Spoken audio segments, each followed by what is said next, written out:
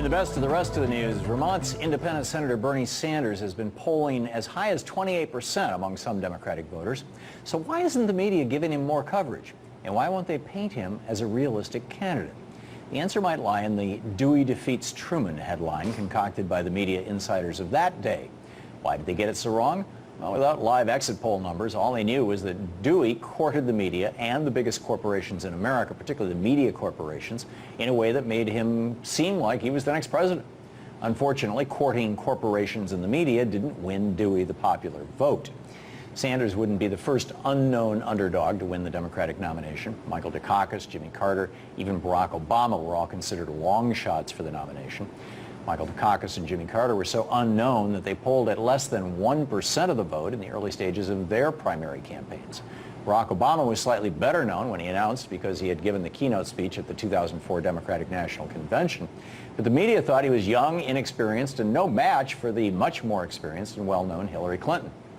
But Bernie Sanders has been in national politics for decades, and he's grown a grassroots base that donated $1.5 million in the first 24 hours after his announcement and had him polling at 8% even before the announcement.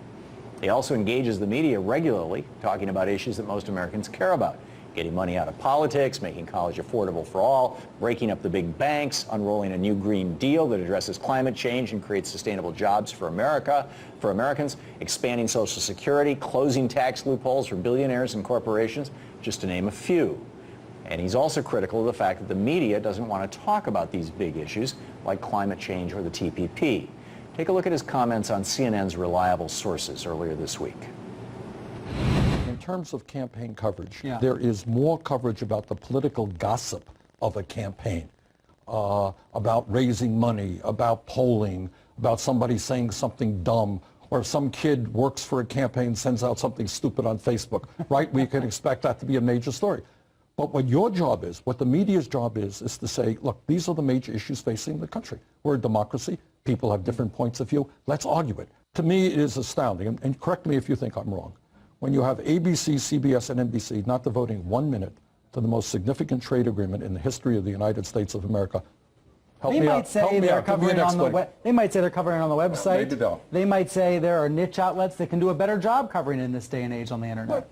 Not a good answer. Outside of in-person interviews like that one, the media has met Bernie's campaign with what Gaius Publius, one of our next guests, calls a wave of silence.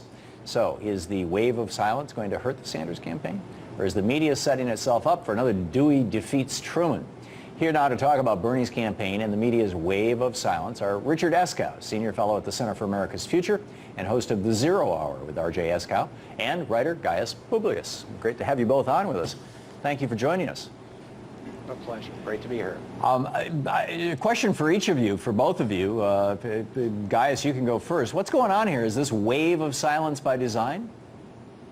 Well, I would say yes. I can't prove it, obviously, but it's clear that the message, if we look back to the Two Americas message, that was one that was kind of greeted with a bit of silence too, back in 2008. This is the challenge. This is the populist challenge to corporate power, and the wave of silence in the media is we don't want to cover our real adversary.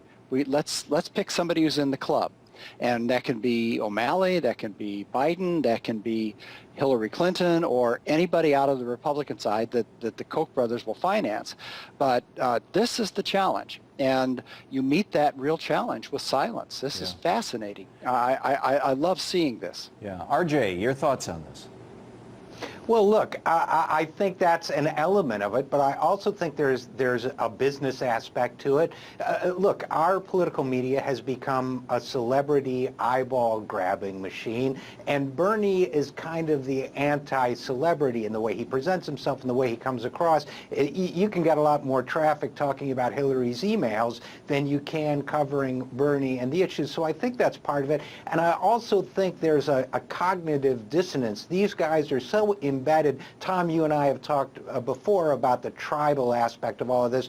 I think these guys are so embedded in a Washington culture, insider culture, that just says, he doesn't have a chance, that they can't process, they can't compute a candidate like Bernie Sanders drawing 5,000 people to his launch event, or getting $1.5 million in 24 or 48 hours, whatever it was. So I think also they just can't bring this guy into their worldview. So I would add those two on to Gaius's. Well, there's a third piece to this. I mean, there's a piece on Politico today about how Rand Paul has a very serious problem. He might not really be a legitimate Republican presidential candidate because he has no billionaires. He does not have a billionaire supporting.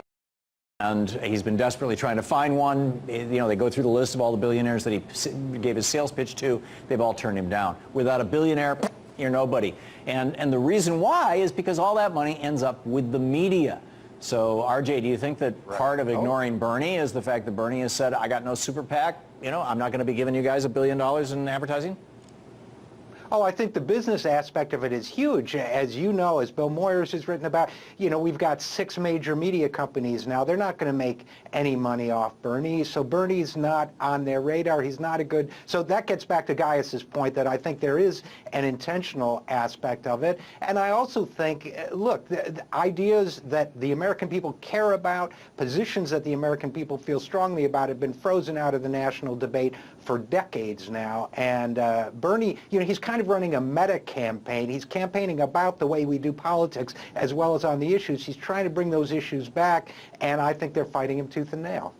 Gaius, you wrote about the history of so-called unknown candidates winning the Democratic nomination. Can you tell us about that? Well, yeah, you start with Jimmy Carter. You start with Harry Truman, really, though he wasn't unknown, he was president. But you start with Jimmy Carter. As you pointed out in your introduction, Jimmy Carter started at about 1% recognition prior to the primaries.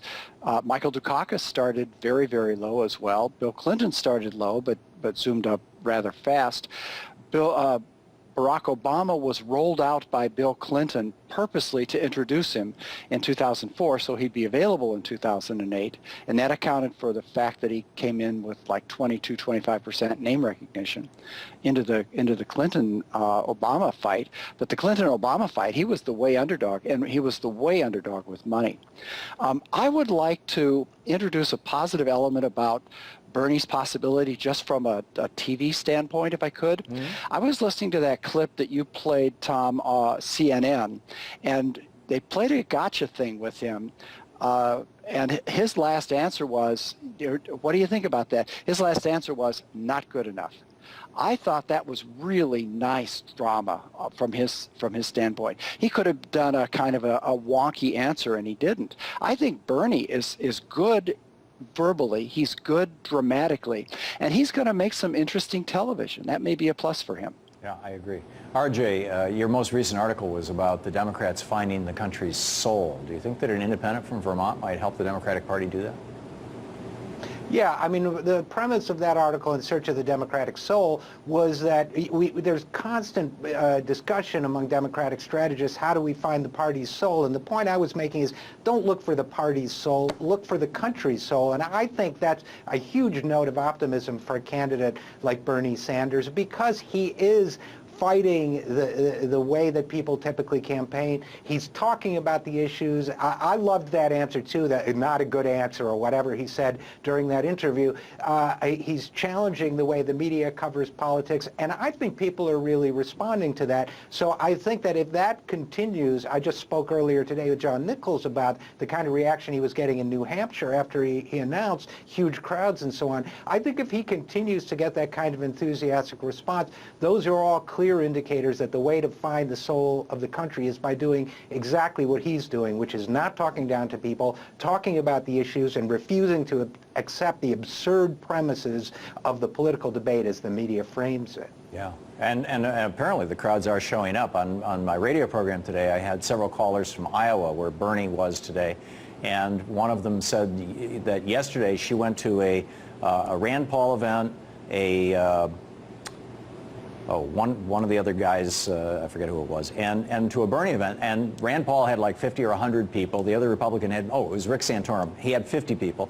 And Bernie had not only filled the room with several hundred, but they had to open a second room, for the overflow. I mean, it's quite a response. Gaius, do you think that Bernie will be able to use Elizabeth Warren's megaphone to his advantage in the primary? I mean, if he could get support from her base, do you think it would change the media's attitude toward him?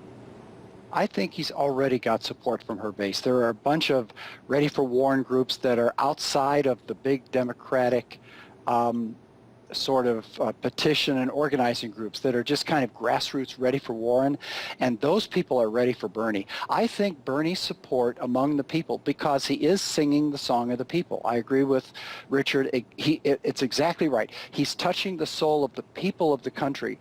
Those people will respond. And if they respond, he's going to have a tailwind. And that tailwind is going to be very, very hard to ignore. I saw a piece in the New York Times talking about how Bernie is campaigning around Vermont, and a surprising number of people of his own generation, the retired generation, is responsive to him. This is the people who are looking for a reverse mortgage to save their retirement. His message resonates with that group. He could cut through an awful lot of brand loyalty to Republicans if he manages to get out of the primary and into the general election. That's the group that became the Reagan Democrats and then became the Tea Partiers in many cases, and I think they're realizing that they've been had. RJ, your thoughts on the Run Warren, Run crowd and how they seem to have quieted down. What does this have to do with Bernie? Well, I agree with Gaius in the sense that I think that Elizabeth Warren appeals to the same strain in the American personality, which is people really do respond when a politician talks to them like one human being to another rather than condescendingly, and when a politician speaks without equivocation or fancy footwork to the issues that are affecting people's lives. I saw that article too about Bernie appealing to the retired generation that so traditionally goes Republican. I think the Run Warren Run crowd showed that there was strong enthusiasm for an alternative to the candidate presumptive or presumptive nominee of the Democratic Party, and I think that Bernie can definitely tap into it. I think just as Warren was a refreshing change, I think Bernie's turning out to be a refreshing change. And by the way, if you go to his website, I think you see his positions on something like 23 different issues laid out. He tells you what he thinks, and I think that is more powerful than the pundits have ever realized. Yeah, I think you're absolutely right, and he's always done that. His website, by the way, is berniesanders.com. Richard Eskow, Gaius Publius, guys, thank you so much. Great writing, great commentary. Thank you so much for being with us tonight. Thank you, Tom. Thanks, Tom.